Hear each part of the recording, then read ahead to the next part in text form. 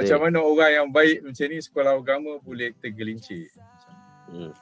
Dia started boleh tergelincir tu apabila kita tinggal solat. So we are responsible for that at the end of the day. Okay, so that is part of being human.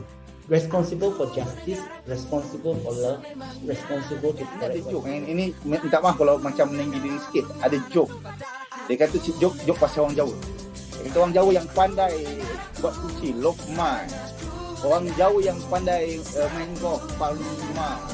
Orang Jawa yang popular bulan ni, Nadilo.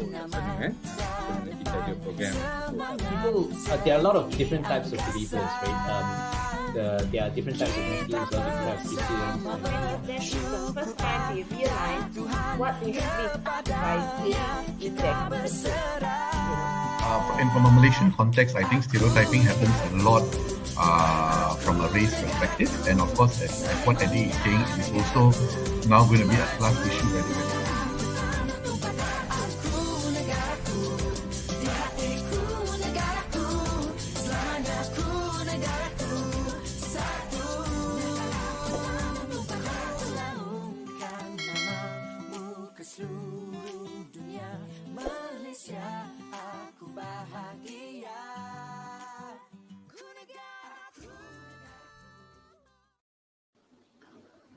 All right, suicide and mental health issues during pandemic and how can we help? With me, Assistant Professor Dr. HANIZA RAIS from Kulliyyah of Education IIUM.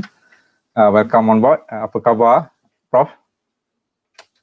Alhamdulillah, terima kasih. Thanks for inviting me. Okay, today, before we start, I'd like to thank Prof and especially Prof for for sudi untuk come on to my show. And for those who are watching during this live show or after the show, thank you very much. You basically can put on your question in the comments box, and I'll try to ask the speaker as we progress. Okay, this is supposed to be a santai. We will try to the bus is supposed to be rojak between BM and English, so I want people to be relaxed. That's my style. Okay. And myself, my name is basically Sahrul, but people call me Boon. Some people say Boon. Boon is basically my nickname in school, so I call it a Boon Talk Show. And Boon also brings a good meaning. So Boon Talk Show. So that's why I name it as Boon Talk Show. All right, we go on to our first question, Prof. So suicide rate has stood worryingly at 468 cases. If you read a recent newspaper. From January to May 2021, I think we got 468 cases as compared to the whole of last year. It was 631. So during the first 5 months, kita ada 468. It's like it's almost close to the whole of last year. And so the three main causes cited, by probably police, is family problems, emotional pressures, and also financial problem. So from your experience and your, so I did not intertwine or I did not relate it. So how did this pandemic can really drive people mad or suicidal? Over to you, Prof. Okay, thanks, Sahrul. I think a very heavy question to start with. When we're okay, maybe before we get to the suicide part, the most important thing when we talk, let's just let's introduce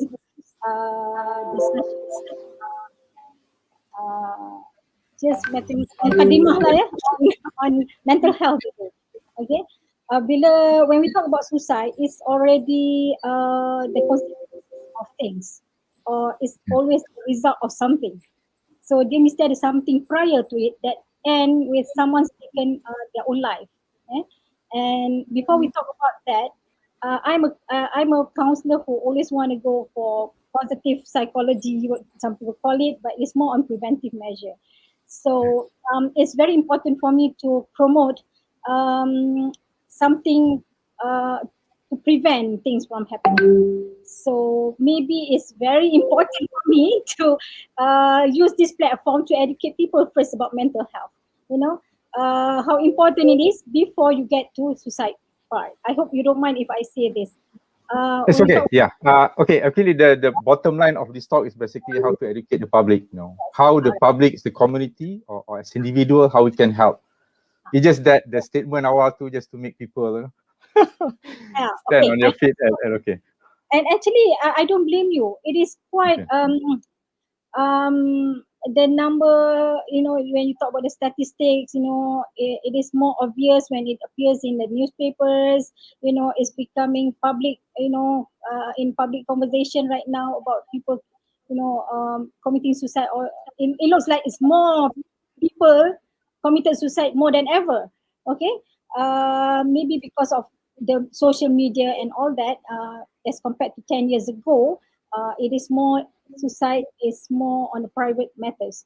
All right, so coming back to mental health, I think maybe I can just briefly say that the word mental health, although there's the term mental in front, it's not just about mental. It's sebab kita selalu dengar orang kata mental lah budak ni kan.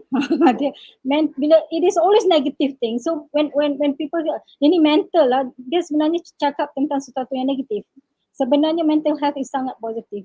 And I want to begin with the word self-care. And we're going to end with the word self-care later. Okay? That is very important, that if you, for all of us, you know, we cannot deny that life can be challenging. There are so many challenges in life, especially now during the pandemic.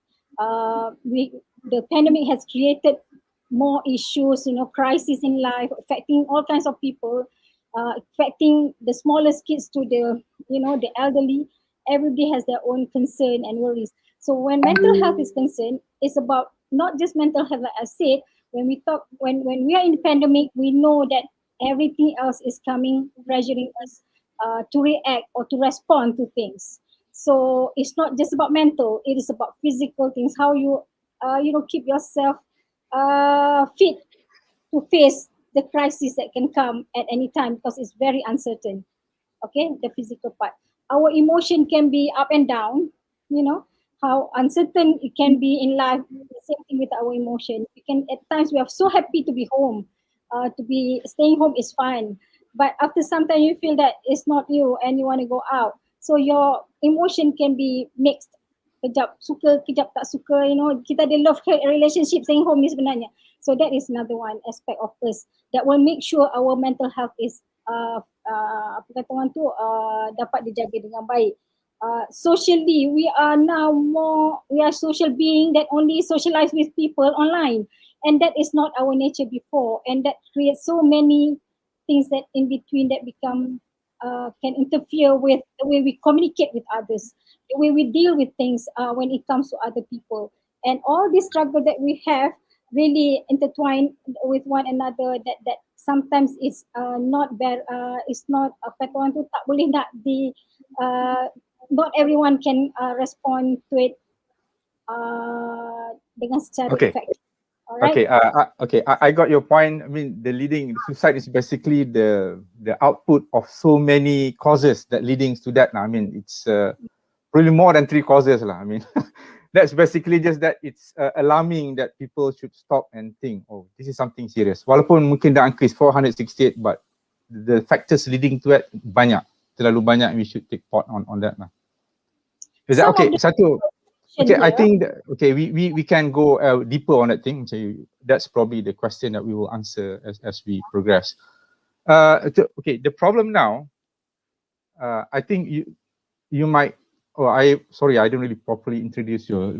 Prof. Haniza is basically the one who was helping during the MH370, MH317. There's the couples there, the flood relief. So she into so many humanitarian crises, helping people. Right. I know you basically familiar dengan Befrienders and Talent Kasih. This is basically the two. Talent Kasih basically from the government side. Befrienders, I think it's an NGO, is it? It's an NGO lah. It's a private entity. So we also have read in the newspaper the distress call increase. So from January, so now the 20,000, the whole last year 30,000, 32,000. So what worrying me, so do you not involve in any form to help them to, you know, macam you tolong MH370 in any form, befrienders or talent kasih? When we had MCO for the first time around, I was one of the volunteer for talent kasih. So I think I will have to be fair with talent kasih because at that time that's the only source that, you know, the public can turn to, you know.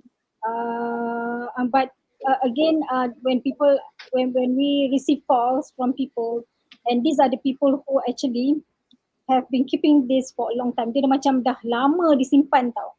So bila dia contact kita, dia telefon online tu, dia memang burst ataupun dia akan memang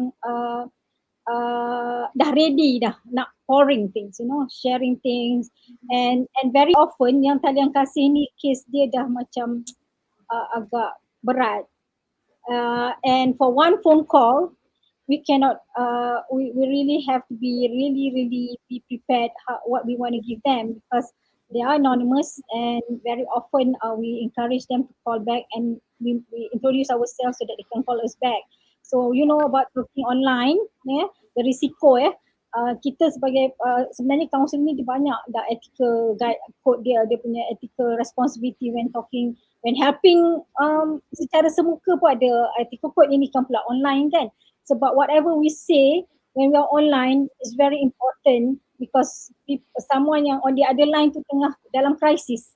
So it's very important that maybe this is the opportunity for me to tell those people who wishes to, you know, make a phone call to talian kasih or befrienders, cari dulu sources ataupun resources around you can help you, you know, who are physically close to you.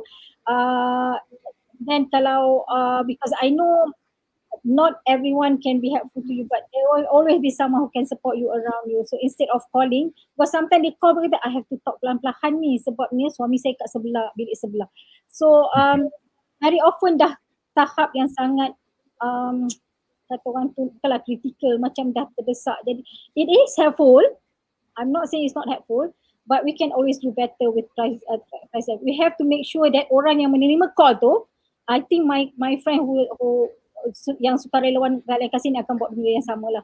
Kita akan pastikan sebelum dia letak telefon tu, kita bantu dia, bagi dia skill yang dia sepatutnya, yang boleh membantu dia dalam keadaan kepayahan tu, dalam keadaan sukar tu. Kita juga pastikan dia akan lakukan sesuatu selepas dia letak phone tu, dia akan turn to someone to get help, especially someone closer. Dan the fact that kalau dia ada katakanlah dia nak ada intention nak bunuh diri ke ataupun nak mencederakan diri, kita pastikan dia selamat. So dalam kaunseling ni kita ada term kita panggil safety plan. Tapi bila buat dalam online ni, safety plan ni kita kena buat sangat berhati-hati, dan dia memerlukan klien ataupun orang yang menelpon tu mendengar apa yang kena lakukan supaya dia selamat. Sebagai kaunselor, kita nak orang yang call tu akan mengambil langkah supaya diri dia selamat dan tidak mencederakan diri. So it is very important. Macam saya kata, talian kasih tu membantu. Sebabnya some people just, you pegang telefon, dia bercakap non-stop.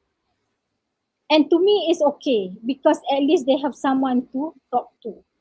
And after dia bercakap puas, dia kata okay, now apa saya patut buat? Dia akan nak answer immediately. Apa saya patut buat? So kita akan reflect balik, bantu dia explore sikit-sikit, sebab dia one off je Syarul. Bila one off ni kita ada very limited time. And sometimes it can be longer than 1 hour, but normally we try to stick to 1 hour. So really very important kita strategize, bantu dia yang immediate. So kita akan pastikan dia selamat, dia tidak mencederakan diri atau tidak melakukan apa-apa. Tapi sekiranya kita juga remind, kalau terputus dan kalau dia ada rasa macam ni, dia kena call balik. Dan talian kasih akan buat susulan kepada kes-kes yang berat. Itu yang saya tahu. Okay, terima kasih Prof. I know Prof, just that sometimes you used to call her by some other name rather than Prof. Ya je kalau nak panggil, no problem. Okay, we have to be professional in that sense. Okay, the worrying part is that okay, one is even Talian Kasih, even today, I just try to make the phone call. First, I WhatsApp, you know. I WhatsApp the number Talian Kasih. Sorry, this is not to mengumpat baik, tapi this is to me quite serious. Masa cakap for somebody who call this kind of Talian, chances are, you know, it could be that's the last, you know, the last call before they do anything funny, kan? You know.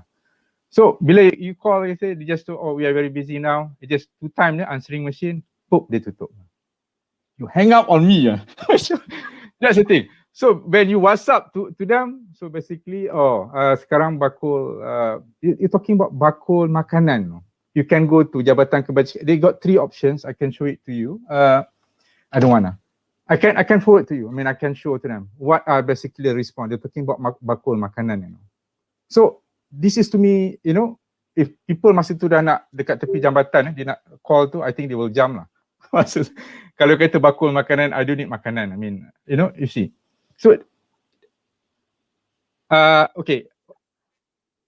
We try to, if they need help, I mean, if we can, I know even macam befrienders pun, one thing I think I give a thumbs up to Talian Kasih in the sense that dia orang ada WhatsApp punya, apa tu? WhatsApp punya option ataupun chatting, which is the befrienders. What the thing about good pasal befrienders ni, kalau you type suicide, befrienders akan keluar, even the NGO. So that's a good. Tapi dia bagi 24 hours landline. Landline orang kadang tak suka untuk call lah. Especially kalau landline ni you tahu dia akan pergi masuk mesin. So, you tak boleh nak WhatsApp. Some people they like to chatting because they will remain anonymous. Tapi even befrienders pun masih tengok people call, nak tolong, nak jadi volunteer, there is no answer. Even dalam the chat, I pergi dekat FB pun kata, I want to jump now, I want to commit suicide, stuff like that. There is no answer. You see that? So benda tu ada banyak, you know. So ini I just check from semalam ni, just buka FB. There are the evidence there. It's everywhere. Not kita nak condemn, but if they need help, you know, I think we should look into that, and I think you can train more people, your student and whatnot, you know, to expect this stuff. Just over to you. So what do you think? This is their last resort, you know, their last safety net. Okay. Yeah. About calling and it is anonymous. Actually,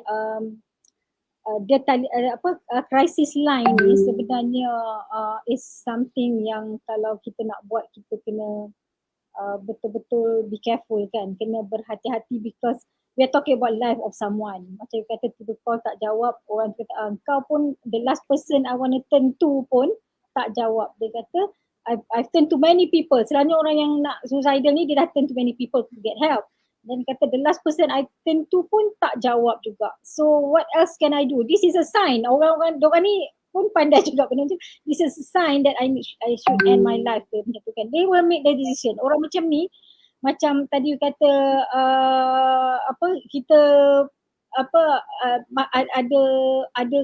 ada kalanya suicide ni yang statistik you mention earlier tu. Dulu-dulu kita memang nampak research kata depression tu boleh is another one of the thing yang determinant kepada orang suicidal, but it's not necessarily. Sebab depression, orang depression tak semestinya suicidal, dan orang suicidal mungkin ada yang depression because anyone always can get into depression anytime when we are in a very orang tu prolonged stress ke apa kan, but it's not necessarily. So satu research dah kata tak. Yang kedua orang kata ada red flags. Red flags ni apa? Macam dia ada attempt, dia ada suicidal attempt, suicidal thought. Okay, dia dah fikir, dia dah suicidal plan, dia dah ada plan untuk membunuh diri. Semua ni sign ataupun red flags. Selalunya kita berpegang pada tu, Syahrul. Tapi ini semuanya mungkin crisis line tak dapat pick up. Tapi a good crisis line will be able to make quick risk assessment on the caller.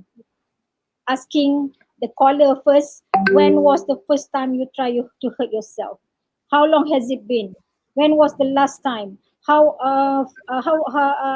often do you hurt yourself? What kind of things you do to hurt yourself? You know, this kind of question yang nampak betapa yang akan bantu orang yang mengangkat telefon befrienders akan buat assessment ke atas klien. kemudian immediately terus, dia bukan, this is you go right to the right doing business lah, maknanya kan, okay, kita nampak severity of the case. So kalau ini tak ada dalam crisis line, it's not gonna work. Okay, so that's what I can say, because I cannot speak on behalf of other crisis line because I don't know how they manage things. But from my opinion, the way I was trained, it has to be properly done. You make the risk assessment first, and then when you evaluate the situation, you will find out, okay, who's closest to you? Ada siapa yang berada di berdekatan dengan anda? Is there any number that we can call to make sure that you are safe? This is what counsellors normally do. Okay, So, kita akan kita ada Sarika, what you're saying is basically the second or the third step. No, what I mentioned just now is the first step. No, you're not check up. No, basically when you message, they don't even respond. You call the screen message, they hang up on you. So that's it, man. I mean, okay, of course, this is something you cannot solve.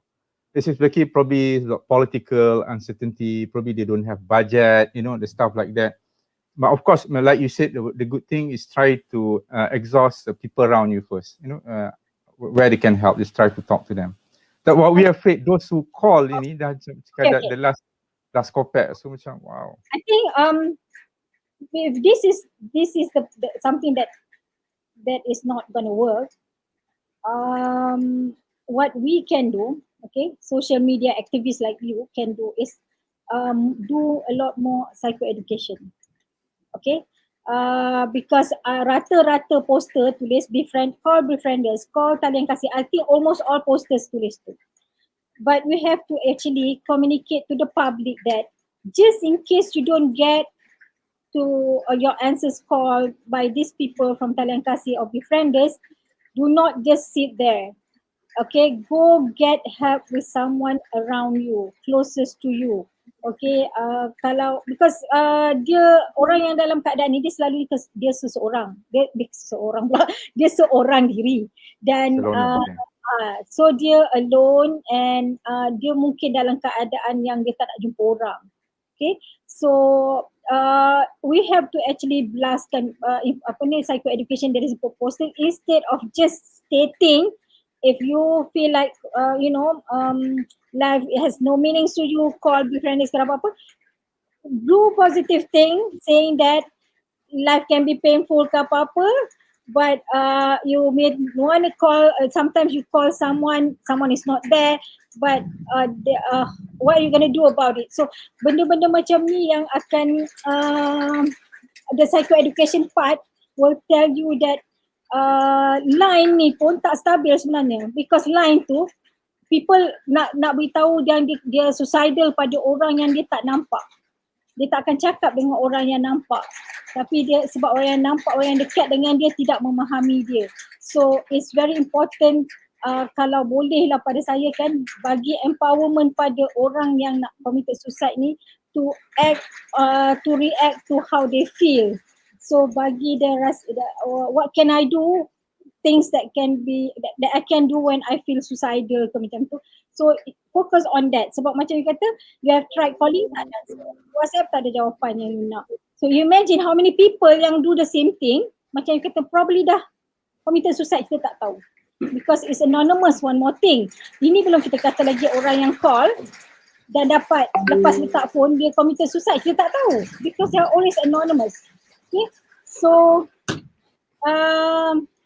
the psychoeducation part tu kena tukar sikit lah, maknanya instead of kita pompang-pompang kata okay, call this number, crisis available, when you experience that, if just in case you don't get this, go get help from someone near. Pada sekarang that is more important, because dia lagi kata orang lagi logik lah, you nak tolong orang,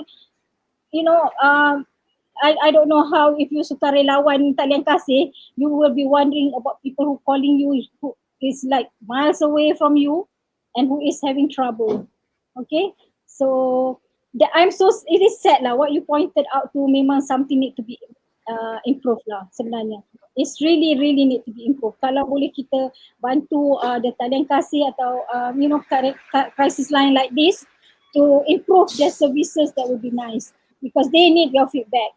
Okay, yeah, and the because I just so happened that I listen also to BFM podcast. I mean, there's one volunteer from Befrienders. They said they only train twice a year, and the course take about 6 months for you to be volunteers. There are many courses.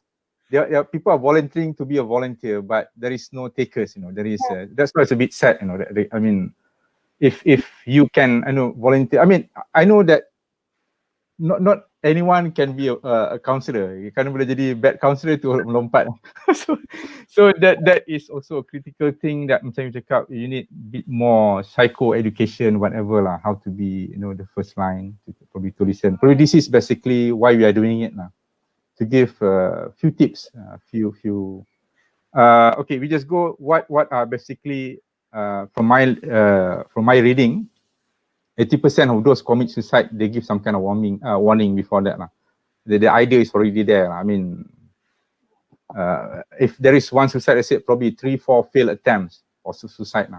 So probably dekat sini you boleh educate the public what are the signs of this thing, and basically what the public should do and what the public should not do or tell them. So this is basically intertwine everything into this thing.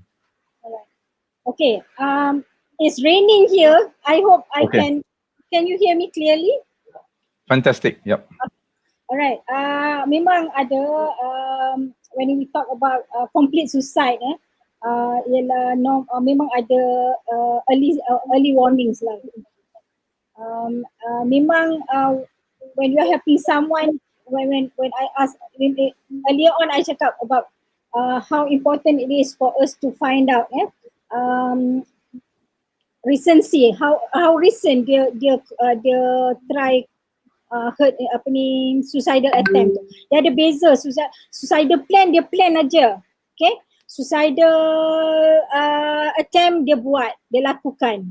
Okay, suicidal ideation dengan ni dia ada suicidal thought or ideation, dia berfikir ataupun dia berfikir that it would be nice if I can end my life because life has no meaning, semua orang tak membantu saya. That is suicidal ideation. So suicidal ideation ni atas sekali lah. Lepas tu plan, dia dah ada plan. I plan to do this and this and this. Jadi dia punya risiko lagi tinggi bila dia ada plan.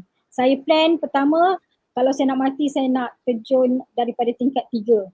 Kalau tak boleh tingkat 3, saya naik lagi tingkat 10. Kalau tak, saya juga ada plan lain. Kalau saya nak end my life, saya ambil pil ke, ambil benda-benda bahan macam ni lah. Dia ada plan. Bila ada plan, the chances of that also another sign yang kita kena stop. Yang saya cakap tadi, safety plan tadi kan. Kalau orang yang bantu, akan pastikan dia tanya soalan ni supaya dia boleh bantu orang yang suicidal ni supaya stop the behaviour. Okay, suicidal attempt. Dia kata pertama kali saya lakukan last year, dengan saya lakukan, kalau compare dengan I did it last week, recency tu yang lagi awal tu, chances of dia repeat tu lagi tinggi. Jadi dia punya red flags tu lagi banyak lah. Okay, so red flags ni membantu, Syarul, sangat membantu. Sebabnya kita boleh focus on stopping it or reducing it ataupun try to do safety plan with them. So it's very important to ask this question. You can ask this as a friend pun boleh tanya. You don't have to be a professional. So friends ataupun family members, okay.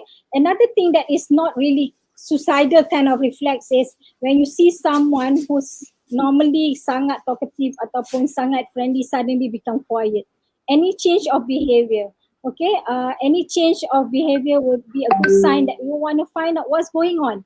Tak semestinya dia suicidal, tapi dia anyone who display any change in behavior, chances are they are going through some kind of hard, rough time. Okay, so it's good to find out about that. And when someone is isolating themselves, tak nak jumpa orang, and nowadays you have social media, they put on status. And ada orang dia main-main je kat status ni, tapi I will not take that. I will take every single word in the someone's status seriously. Okay, I want to check on them. If you're a friend or family members who see status of another who seems to be quite ada suicidal punya statement, it's good that you call them. That shows you care. You can just say, okay, I read your status and I'm quite worried and I'm concerned. What's going on? What happened?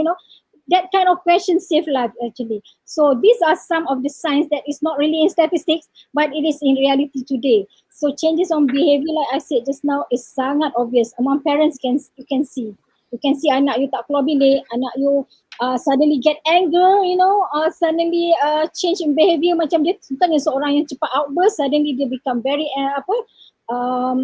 aggressive. That shows something is going on. It's not necessarily suicidal, but it's worth to explore what's going on in your life. So those are some of the signs lah, Shahrul. If I can think of more, I will tell you more. Okay, Prof. Kalau ada somebody your hubby tend to be romantic, tiba-tiba tu buan terbiak lah jantan. So he tak rasa that thing is suicidal or Oh, okay. Kalau dia itu lain, itu change of behavior yang ke arah yang itu bukan terbiak untuk I'm talking about changes yang in a negative way. It's just joking lah. Mungkin dia nak kahwin lagi gitu. That one bahaya tu. Okay, tu buang terbiak. Family counselling, couple counselling. Okay. Marriage counselling. So I just so happen I listened to one of the podcasts I came just pagi tadi. They said there are 3 steps. 5 steps of. I couldn't because I was walking. So like the first thing is basically the feeling of I think hopelessness, something like that. Probably you check out this idea. Second thing is helplessness. There's nothing much you can do to solve that problem. And rightly said macam sudden abrupt change of behavior. Tiba suddenly orang pemarah tiba-tiba jadi baik apa semua. They put some wheels before, that is basically, and the last is basically this kind of people, the idea is there. It's just that what trigger them to commit that thing lah. I mean, so there are 5 steps. I tried to Google but I cannot find it. I know whether that's the same. Ada 5 words. I mean, hopelessness, helplessness, and then last is trigger, a change of behavior. Abrupt change of behavior, let's say, I don't know, unless it's specifically trigger. Is there anything similar to that? Hopelessness and helplessness memang sign of orang depression pun ada benda ni. Tapi I think that feelings of helplessness and hopelessness ni can also be experienced by anyone who is in a very difficult situation. Kadang-kadang kita pun ada rasa hopeless, helpless. Yeah. Tapi what's important is what you're going to do about it. Like and very often I sekarang ni moving towards this. We always want people to help us. We always try to get people to rescue us, to support us. But most of the time, there are times that when we need them the most, they are not available, and that can be very frustrating. So if we want to help someone, sometimes slowly in the beginning we give them support, kita bagi them motivation, and after some time dia macam dependent on us kan. It doesn't have to be counselor. Sometimes kawan-kawan kita bantu dia akan rasa macam tu. So it is important that also remind them that okay, I can always be your support. Bila you rasa hopeless, you can always call me. But I want to make sure that this feeling of hopelessness, you do something about it. So I want you to take charge of yourself to do something about it. Tanya dia, what do you think you want to do after this? It is hopeless to be in this situation, and sometimes you don't get help from people. Let's find out how we can help ourselves. So benda ni sepatutnya kita pelan-pelan bagi, sebab bila kita cakap orang yang helpless ni Shahrul, semua negatif kat dia. Semua everything is negative, and it's very difficult to yang annoying to them is when we say think positive. Annoying to them. They say it's easy for you to say to think positive when you are not in this negative situation. So jangan kita bantu seseorang, kita jangan cakap okay, kita tak boleh minimize masalah orang. What you can do is to tell them back that this is very difficult for you, and I know this is hard, and I'm not sure how to help you, but I know this is difficult. What do you think you can do? Kita bantu dia fikirkan apa yang dia boleh buat dalam situasi dia begitu. Sebab kalau kita kata stop thinking negatively ke apa, dia akan turn off. Dia tak nak, dia akan rasa macam alah senang lah kau cakap kau tak ada dalam situasi aku. So we want them to feel that we hurt them. So anyone, friends, families, apa yang kita dengar orang macam ni, they are always in the negative mode. What we can do is just acknowledge you are in a negative mood because this is how you feel right now, but let's think of what you can do about your situation now. Okay, so these are the things you can do. If you think you cannot do it on your own, let's get professional help. Itu yang next level sebenarnya yang boleh. Sebenarnya dalam dunia ni, you don't really need counselor kalau you boleh solve your own problem. You don't need a counselor kalau orang keliling you boleh bantu you solve your problem. So that's my view, that kita kena take charge, bantu people to take charge of their situation, how they can make themselves make them feel that regardless apa berlaku around me, I can make sure that I'm okay, I can manage myself in whatever situation. Fine, it is very difficult. Ujian datang dan pergi saling berganti kan. People will say that all the time. But I'm hanging on. Kita bantu dia untuk hang. Kata orang tu cuba untuk terus usaha untuk memikirkan something yang boleh dia buat tadi dulu. Okay, that's come to a good point that I think you probably need to put things in a to highlight certain things now, because I said to what you see the trend, the warning, the red flag and whatnot, that people have that idea. Second is basically the more important thing lah. If you want to be a counsellor, what are the things that you shouldn't be doing? Macam cakap, be strong. If you go to the I think Befrienders punya Facebook, there are I think a booklet on what you're supposed to be saying and what not supposed to be saying. And one of them is like macam you cakap tadi lah. No, stay strong, you know, and don't try to judge people. Macam, you know, how come you feeling that way? Or the worst thing is, yeah, I mean, they try to basically listen to them. Basically, the idea is don't judge and don't fix the problem as well. Is that true? You're not supposed to fix the problem. You're just supposed to listen. Okay, listen is one thing, tapi kita kena bagi information. Information, okay, provide them the information what to, where to go, what to do. If you cannot do anything about it,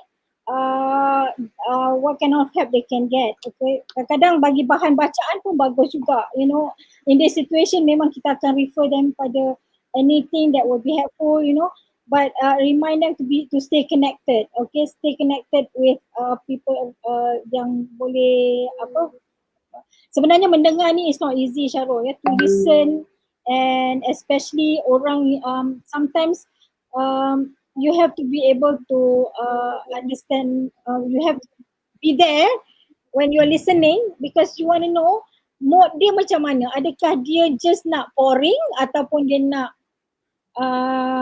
solution from you. Sebab very often orang nak solution.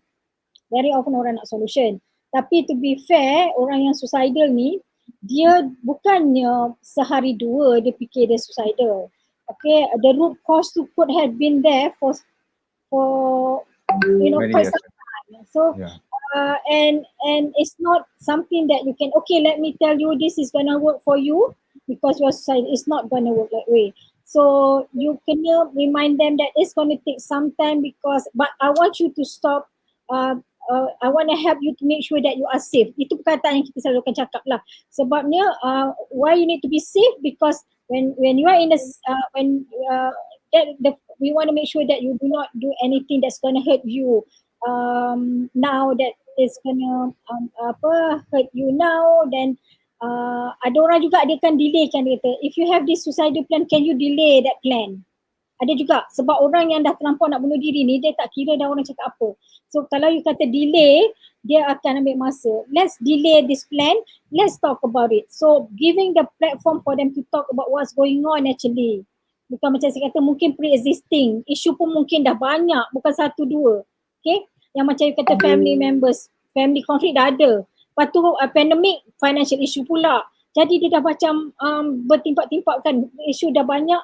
And it's not going to be, and remind them, let's talk about it, and it's gonna we're gonna work on this situation, dan dia akan memerlukan kita masa untuk, it's not gonna just one esok you akan rasa, dia akan come and go pun satu juga.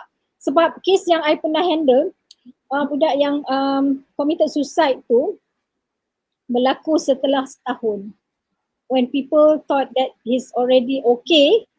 he decided to kill himself. So kadang-kadang benda ni boleh datang, dan benda yang datang, dia datang mungkin because it's triggered by something, and the triggers can be anything, and can, you know, that's why orang-orang yang dalam situasi ni dia melukai orang di sekeliling yang be observant. But many cases actually orang tak boleh detect lah, the early signs not working anymore. So it's hard to tell lah Sahrol, sebab itulah KKM, I work with KKM, and I think KKM banyak buat program yang I think we we suggested that it should be psychoeducation ni kena keluar, apa kata orang tu, kena more frequent, helping people to when they are in this situation, what should they do tu. Okay, and then benda ni very sticky lah, susah nak apa ni, tapi like I said, we can delay and save life. Ada orang dia kata dia terkedu juga bila somebody cakap I feel like I'm suicidal lah. So kadang-kadang kita dengar someone confess macam tu kan, kita terkejut, dia nak jawab apa kan. So enough for you to say something must have happened to you, you know. Apa yang berlaku yang menyebabkan you know, something must have happened. Let's talk about what happened. Sebab dia mungkin macam kata dah helpless, hopeless kan. This is the only way yang nampak. Okay. So what we need to process is what happened actually that you make that you come to this decision. This is a big decision. Okay. So okay. Where are we? Okay. Before there was a time when I wanted to, you know, like my masjid, kalau you can have a short course for Ali masjid. Some people they got problem, they will come to masjid or say your front line for you. At least you can say few things or refer them to the body, or just, you know. But I know this one is I know you need to be licensed. Not anyone can be, you know. Nanti dia bagi nasihat yang tak betul, dia boleh jadi, it can be backfired in certain sense lah. I mean, people, that's why they're not trained. So how do you balance between having the proper training? So how short that you can be, I don't know, as a front line or anyone. Tapi macam saya cakap tadi, it's how to say that now is more like rakyat kita jaga kita, that kind of thing, that people you always there, you know, rather than macam tadi speak politik, you nak call tak angkat, you know, the professional tak boleh angkat, you WhatsApp dia tak jawab, and you get funny answer. So I'm scared. So if there is anything that we can do as a society that you know, you give us. No, tak nak memandai yang you nak buat benda ni, you know. It can backfire you. I mean, you need some kind of license. How you balance this thing, you know? Actually, kalau ustaz ataupun people at the mosque ni, they are always with community engagement orang ni.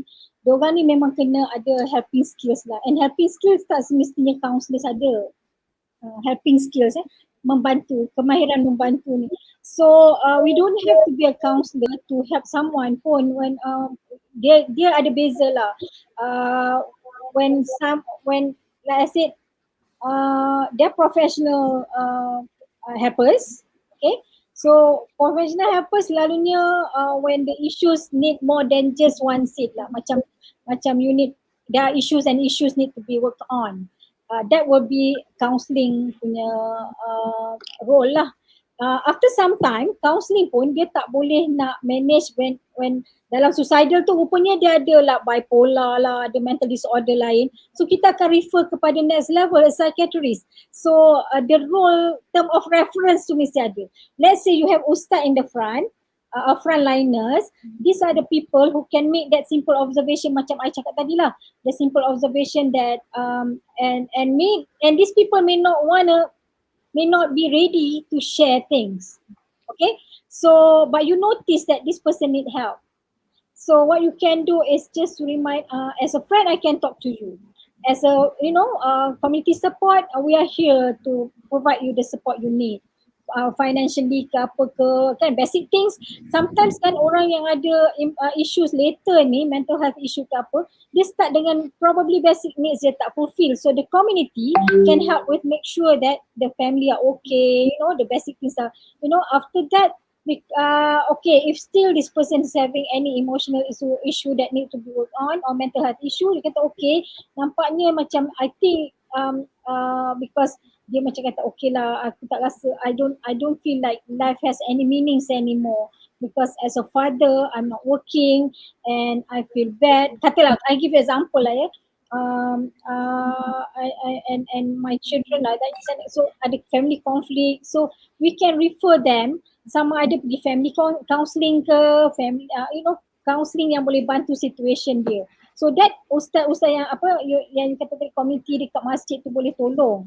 Okay, since you cakap pasal masjid ni, mungkin satu benda yang I ingatkan lah, bila people in suicidal ni, dia macam agak banyak stigma.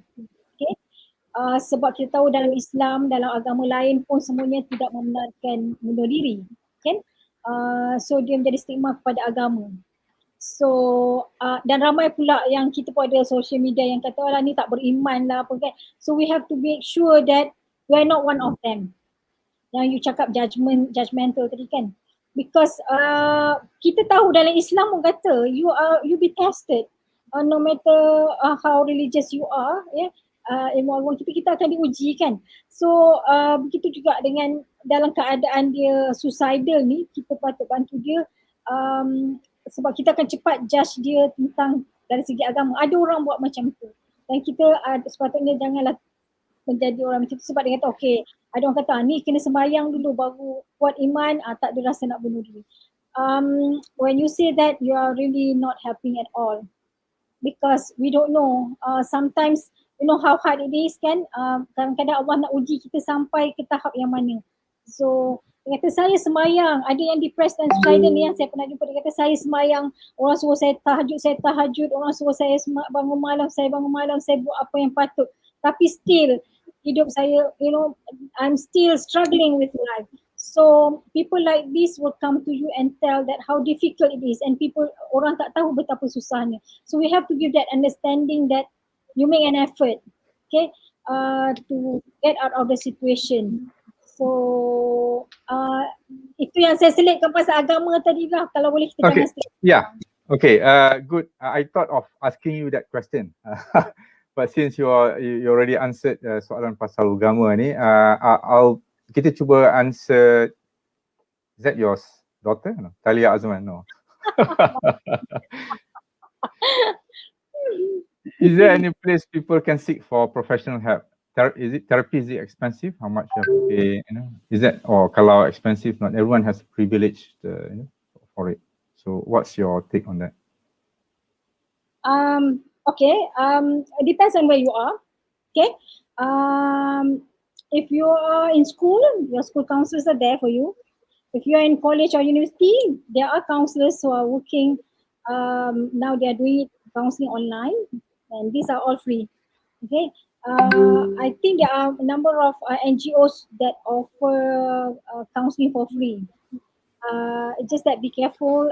Sometimes the online session can make sure that those people who provide help ataupun they are qualified people. They are trained and qualified people to offer the help. That is now during the pandemic. So if you are in HK hospital base now, every hospital has what you can do is you just go get admission, jumpa GP, general physician dulu jumpa, and then they will refer you to counsellors. And most big hospital ada counselor. Even now they have district counsellors at district klinik klinik di daerah ya. Okay. Ada. So you should be around now anywhere. Depends on your situation, professional help in terms of that. Okay. Befrienders, as far as I know, there are volunteers to take calls and they support when you are in that situation. But if you need help more further, go deep with your issue, you need to sit down with a counselor who can meet you maybe more than once, because counselling is not going to work just one off punya session. Dia kena ada bersiri. Sebab kenapa bersiri? Sebab sometimes you have more than just one issues, and that you need to strategize to be able to cope with the situation. The word is coping, Syahrul. Kalau orang yang tak biasa dia kata kenapa nak cope? Because we need to cope. There are things we cannot change. Okay, in life.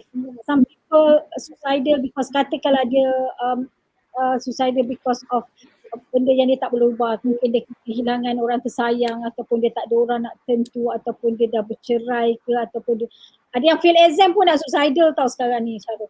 So tak dapat A's ke apa kan.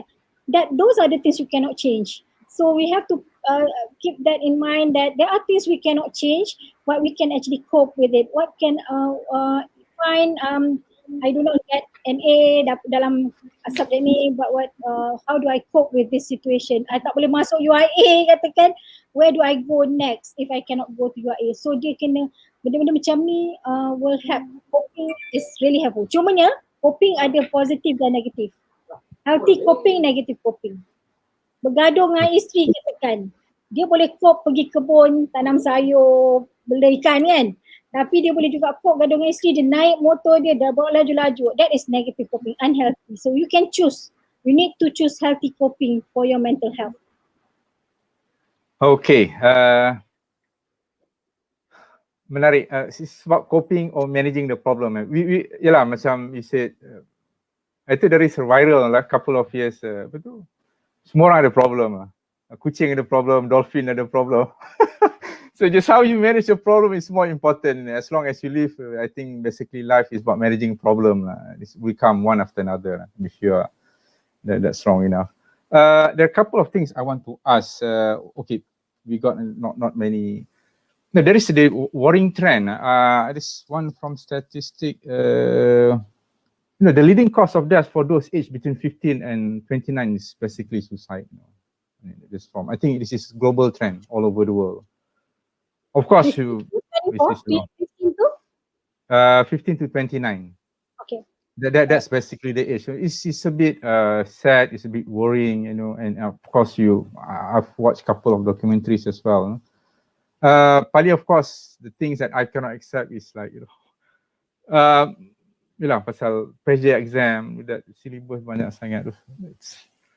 Of course, macam you cakap, this is about coping. Sometimes you cannot change. That's basically government. We don't have money. They set for you. It is very, very sad. That's basically the cause of the problem. But apart from that, why this trend among young people, of all the people, the young people, they have so much in store for them, and they have to take this life. Sorry, this is a bit big question. I don't know how you want to answer that. Alright, macam ni you're talking about 15 to 29, okay? I don't want to simplify things, but I think that 15 to 29, kalau you nampak kan, this is the peak tau, about the peak of our own growth development, manusia punya perkembangan. That's the peak. 15 teenagers kan, this is the moment yang dia transition daripada childhood kepada adulthood. Perasan tak? Especially, let me bagi dua lah. Katakanlah, I'm talking about teenagers pun. Teenagers, dia punya moment tu memang dia transition from childhood to become adulthood, and they are actually in between. Mak kata, okay, kau kena besar kan, act lah like orang besar. Ada pula kata, then dia bila dia nak buat decision, kata no, kau kecil lagi, kau tak boleh buat decision. So these are the things yang teenagers get confused. Okay. They have to act like adults, but yet they are not given the opportunity to make decision on their own. Partly because of the way there are things yang we're not talking about parenting, but we are talking about how confused they are, because they want to become adult and their aim is to become adult, and this is natural. So they are struggling with what can I do, what should I do, how can I be adults and be treated like adults, dan ini bukan dari parents kat rumah, family. Ada expectation daripada kawan-kawan pun, dia ada competition with how to their own identity and all that. This is teenagers. Sampai kat tahap 20s, they are young adults. Okay. Mungkin nampak macam maturity will determine whether how you want to end your life ke tidak as decision to any issue any life challenges kan. But sebenarnya these are the apa kata orang tu, the situation yang kalau yang adult, this is the moment dia dalam di college katakan, dalam university, and expectations to score, for example, for those people who have just started working, they have to work for the family. For the first time, they have to earn living katakan. If they are married, they have to start taking the responsibility. And these are all the process. When I say peak tu masa ni lah yang menguji banyak orang dalam keadaan. And there are many people are not ready. So it is good to prepare ourselves and people around us who are going through this stage to be prepared all these stages. So sebenarnya teachers, counselors, parents are preparing them. But are we preparing them enough? Because especially when you are crisis, we are not prepared for crisis. So slowly we have to be able to manage the crisis. And we have to be a little bit flexible. Parents pun janganlah terlampau rigid. Okay, so same thing with maybe when it comes to adulthood, loss of jobs during the pandemic kan. This require adjustment. But I think alhamdulillah lah, sebab our community, we have caring community. Kalau basic needs ni, what we need to know is the resources. Mana nak refer them to. Because insyaAllah the help in terms of physical needs ni, basic needs ni ada. What we need to work on is how they manage the psycho-emotional support tu. Because you bayangkan Syahrul, tiba-tiba tak ada duit, tiba-tiba siapa nak bayar rumah, tak ada duit, loss of income so suddenly. So these are the kind of thing that actually make it more complicated in life. Okay, thanks. There is this question that I want to ask about agama yang cakap tadi. I mean, of course, Islam tak benarkan suicide. That is one. The first thing that the first thing pula suicide to, at least I think the Christian side also the same lah. We cannot take our own life. That is very clear, and that is very good preventive punya statement in that sense lah. I mean, tapi actually it's bordering to that when you do that thing, people yang dah macam kenapa kau tak sembahyang, memang actually the root cause is much, actually you are judging them, when agama put into that things. And there is sorry to say in Malaysian context, there is this culture that holier than thou. I mean, you tend to judge people, you tend to give hukum, you tend to menghukum lah. Kita menghukum daripada rather than try to listen to people. Of course, put aside, in Islam pun it is very clear, there is no compassion in religion. That God does God's job, basically to judge.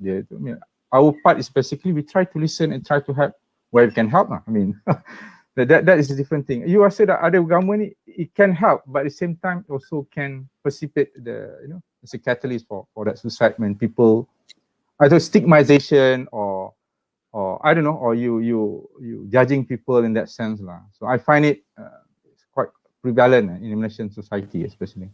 So what do you think of this agama, especially Islam? Dalam Islam pun sebenarnya dia tak kata pun whether you are highly religious or not religious at all, you won't be tested. That is one thing.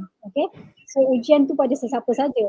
Okay, talking about this apa kata orang tu, bila kita cakap pasal agama ni kan, stigmatization ni kan, if I have someone, I will not like terus jump to the religious aspect.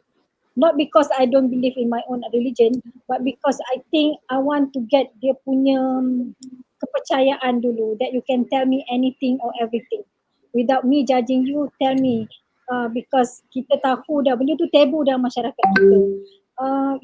Kalau kita tanya semua orang yang ada suicidal attempt, self harm semua ni, almost all of them will say that they will have regrets and they will have guilt feeling. Okay, ini kan dua benda ni sebenarnya is very good kalau kita nak infuse Islamic counselling lah pada orang yang into Islamic counselling. Because you tanya kenapa, adakah dia coping yang baik? Definitely religious coping memang membantu. Okay, and ada banyak research pun kata religious coping help in managing life challenges semua tu. Cumanya macam saya kata tadi, Tapi religious coping ni bukan macam Panadol kan, you makan you boleh solve. It's just something that need to be done consistently. But to tell you the truth, guilt and regrets ada pada orang yang nak mencederakan dia. Dan menyebabkan dia malu nak memberitahu orang sebab dia kata banyak orang ya, self-harm ni ada dua jenis, Syahrul. Self-harm yang pertama dia memang suicidal. Self-harm yang kedua is not suicidal, it's called non-suicidal self-injury. So non-suicidal self-injury ni they do it because they want to cope with life. Many people find it helps them. Okay, maybe we want to judge, oh there are many other coping. Tadi pun Dr. HANIZA kata choose positive coping. But manusia they are different, they are unique. So they say that okay, this is the only way for me to cope. And I've seen people who actually self-harm themselves in order not to kill themselves. So, you know That's what I part mean? of the coping mechanism. I mean, they try to. If I don't harm myself, I will kill myself instead. So I don't want to kill myself. So I harm myself. But it doesn't mean that we don't want to stop them. We want to stop them because we want to help. Because and we want to stop them. We cannot stop them right away. We cannot say, okay, stop hurting yourself. Stop harming yourself. Because these people have no alternative to coping. So it's not fair for us to ask them to stop if we don't provide them the alternative. So when we sit down with these people, we normally discuss what are other alternatives other than hurting yourself. So dalam teknik-teknik antaranya lukis gambar butterfly, butterfly project. Instead of you cut your wrist, you draw butterfly. That will be kata orang tu distract your coping to avoid something that is less harmful to yourself. So benda-benda macam ni ada yang memang nampak lagi dia ni tak ingat tak ada agama ke yang dia nak ini. Some people will ada tendency to say this is not your body lah, you cannot hurt yourself, your body belongs to Allah. It's true, but you don't talk to people who are in that situation because they know it already. Most of the time they know it already. Most of the time they have regrets. Most of the time they have guilt feelings. So we don't want them to make them feel much worse. We want to help them to stop so that they know they will come back to the right track. And later on, we can actually talk about their guilt feeling. I will always ask, okay, I hear regrets and guilt. When can we talk about that? And then dia akan keluar sendiri. Dia kata sebenarnya dalam agama dah kata macam kita tak cakap pun, they will come to that. So powerful helping someone, help them explore their own feelings and they relate to how they feel about it to their own religion.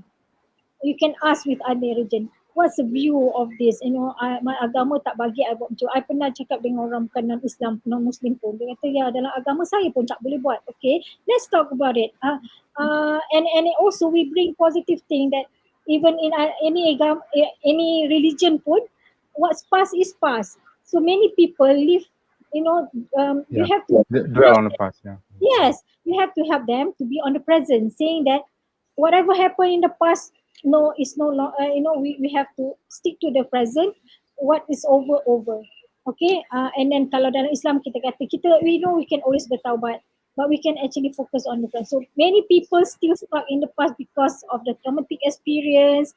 But bringing to the present, how do you feel about it as you think about it? Then when you hurt yourself, akan bantu dia see, okay, this is how I feel now. I wish I had not harm myself, so I don't feel this guilty. Okay, guilty feeling ni sebenarnya something yang you buat, something yang you decide to have, because people will always cari reason to feel guilty about something that has happened.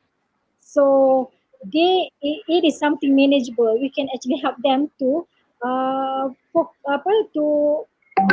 sebab dia akan cari. Dia human nature lah, manusia fitrahnya mencari dia punya rasa guilty dan regrets tu dan dwell on it. So lepas kita process that, insyaAllah they will able to focus on the future. Am I too powerful? No, that's okay. Just that okay, so speaking about religion, I think it can cut both ways macam you cakap lah. I think the first thing first, yang the better thing, especially yang tak ada masalah, those yang still okay, they put a preventive measure. We cannot take your own life. There is that big statement. No, for whatever reason you cannot take your own life. That's preventing. And second thing, they give you some kind of coping or hope. that Allah is already there. Just ask for it. Just try to. Macam semalam I just bawa ada satu session dengan Ustaz Iqbal, sikit keluhan manusia dan jawapan daripada Allah. Benda tu ada macam that you cannot. No, tapi itu just try to strike the balance between having that hope is very important, macam and you try, but at the same time you must work your way out lah from that situation. Just tapi kalau macam orang Islam ni, kalau you bersabar, dan ini surah Baqarah ayat 155 lah. I mean, kalau you sabar, you be patient, you know that's a test from God. It's basically the rukun iman yang ke-6. Allah will give you, I mean, rahmat and whatnot. I mean, and kalau you mati pun, you die from COVID-19 macam musibah ni, you also get macam pahala orang bersyahadat. So in either way, if you believe in God, you will win. I mean, in that sense lah, it give that positive coping mechanism. And kalau I just tend to share macam cakap, life is a test, macam that is a surah Al-Mulk ayat nombor 2, macam kita allazi khalaqal mauta wal hayata liyabluwakum ayyukum ahsanu amala wa huwal azizul ghafur. So basically life is a test untuk you tengok buat yang terbaik, what you can possibly do. Tapi last sekali Allah kata wa huwal azizul ghafur. Allah ni maha pengampun juga.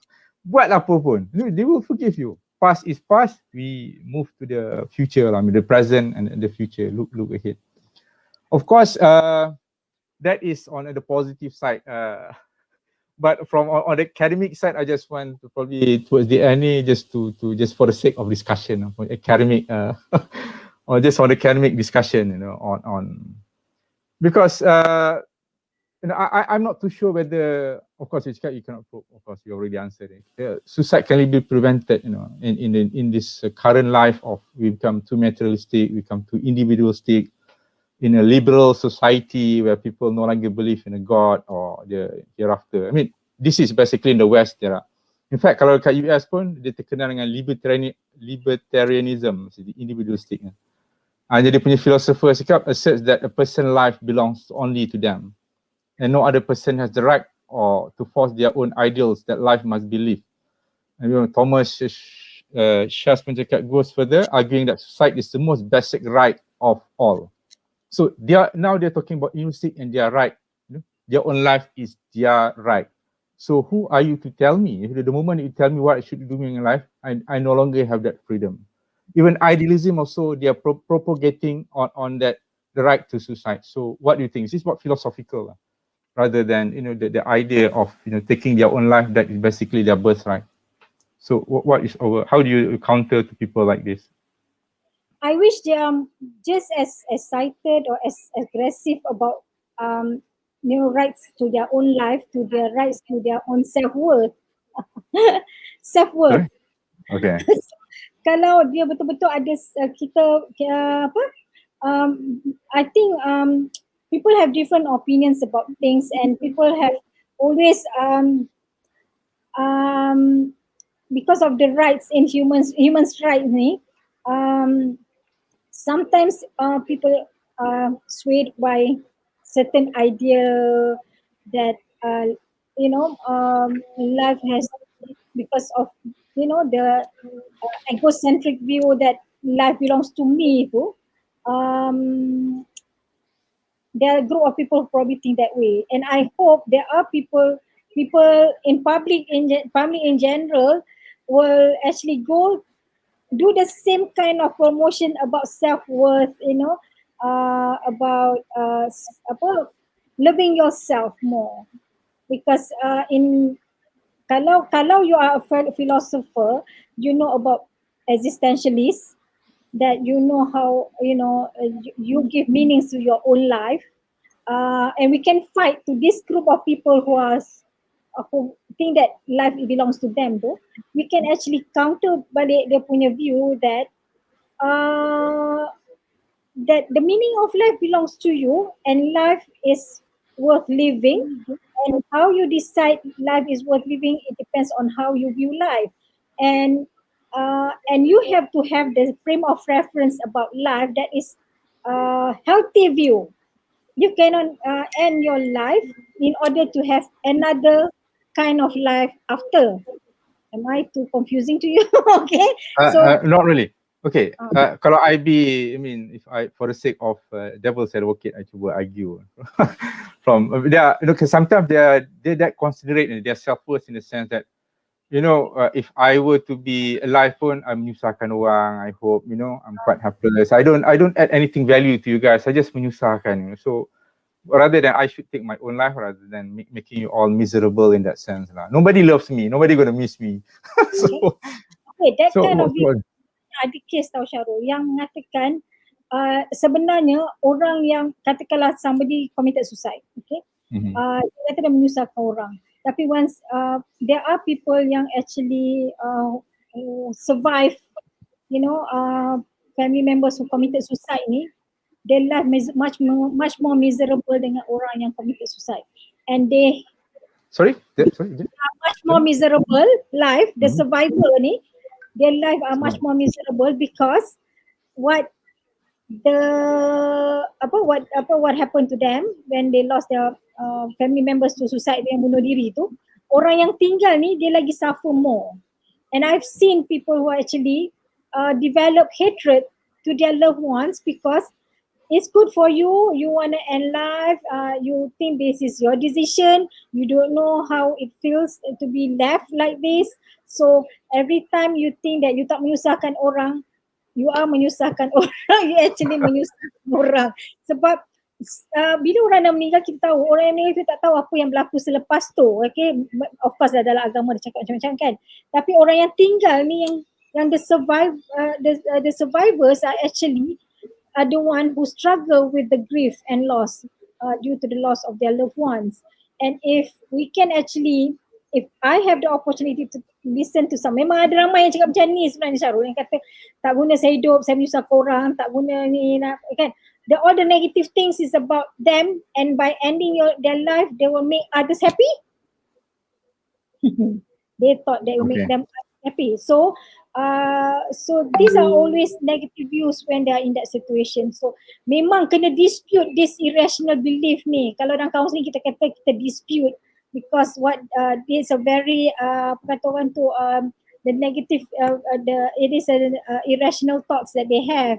So kita kena bantu dia supaya dia punya set of mind tu fikir that kalau dia betul-betul risau tentang orang keliling dia, this is the last thing yang dia patut fikirkan. I think you make a lot of point there. Very good point.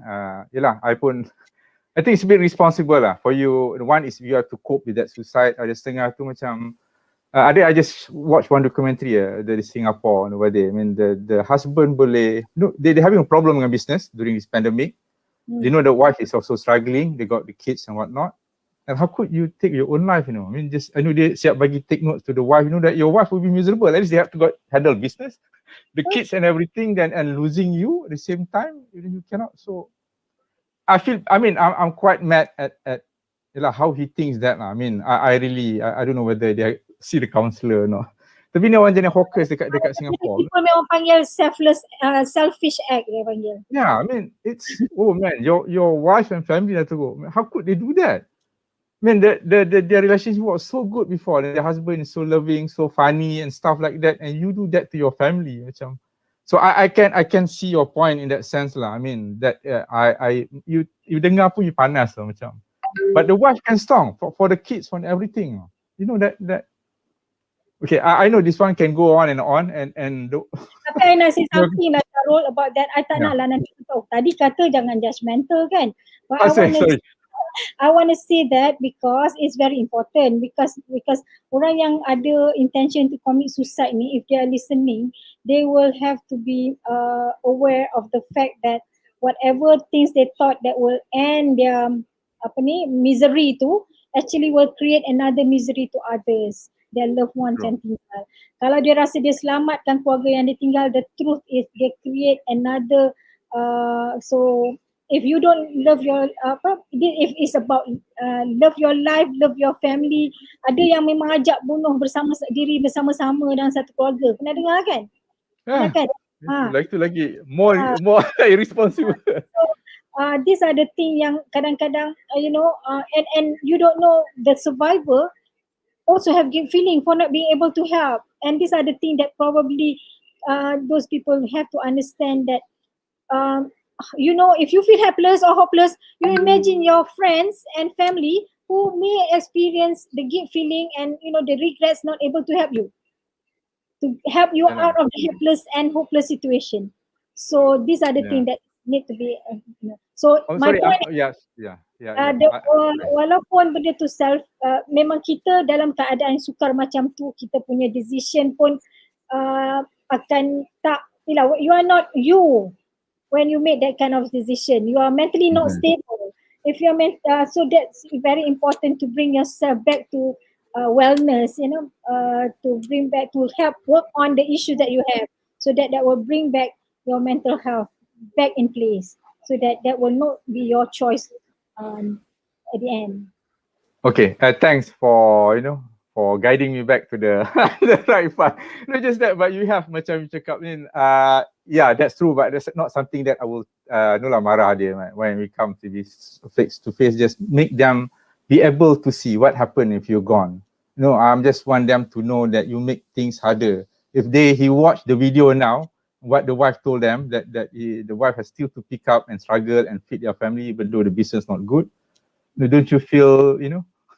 I know that probably he's not in the best state of mind to think about that thing, but you cannot marah I for not feeling marah. It's just, you know, I have that problem. Okay, what else? I think we you know, I can go on and on this thing even for 2 hours or 3 hours. It's something I want to do, but I think for yeah, one thing that I like just now is at the end of the day, we try to make this world a better place, and that's basically about my talk show, how we can impart certain knowledge, certain inspiration to the society, and especially society can play their role, individual and whatnot. Yeah, probably anything you just want to give your last say, your last word. I think we still have to finish this show. Kan, your last word before we go on, we start off. I'm coming back to the first thing that I said earlier about everything start with self-care. Okay? Orang selalu cakap self-care at the end. I started earlier and I want to end it with self-care, because you'll be a better person if you take care of yourself. You'll be a better husband, better wife, better if you take care of yourself. You're happy, you are not angry, you'll be a better mother. Again. But how do you do that? You know, you have to ask yourself when you need a break, you take a break. When you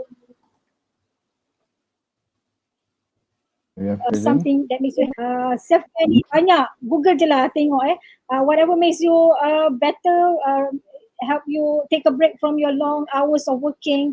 When you are tired, you stop. When you make sure you get proper sleep, proper rest, good food, do a little bit of exercise, you know, have a chat with friends. That really helps, because self-care will actually prevent us from getting burned out, prevent us from any issues that we have. We'll be able to slowly manage, okay, instead of anything that is troublesome to us, any challenges that we have. We need to make sure that we work on it as soon as possible, because prolonged stress can lead to depression. And when it is prolonged, anything that is prolonged, you know, issues that we have, if it is prolonged and you're not doing anything about it, definitely it's not gonna, it can lead to this kind of thing. You know, we want to make sure that we live, take care of our wellness lah. So wellness comes to about ourselves, and other people pun boleh make feel us good about ourselves. Tapi sebenarnya it's important for us to feel good about what we do and how we help others as well. Alright, terima kasih. Thank you very much, Prof. Assistant Prof. Dr. HANIZA RAIS. But I tend to disagree on that. Yeah. That is the last parting word. I think that is the basic minimum. If in ideal society, if everyone taking care of themselves, if everyone taking care of themselves, we don't need to take care of anyone else in this world. I mean, you take care of yourself. It's just like a COVID-19. Kita jaga kita, you help yourself, and actually by getting a vaccine, you also help others in that sense. That's an ideal world, but the world is not so ideal in the sense that those who can help they should so help their their neighbors in that sense. So I know some people like just reach out to people, just lending your ears to listen to them, because I don't think people like Prof Haniza, so they have their own family. If you keep calling the psychiatrist, they also they can't entertain all your chit chat and whatnot. I don't know whether in terms of ratios, whether we are good into the psychiatrists and the population wise. Are we there? I heard that all over the world we are still short, even the US. I think it's not enough. Okay. Yeah. We are losing her. Banyak-banyak so that when we do a lot of preventive, we have preventive measure, the situation tak akan sampai ke psychiatric level. So while the issue is still small, we need to actually find ways to overcome that issues. Itu je.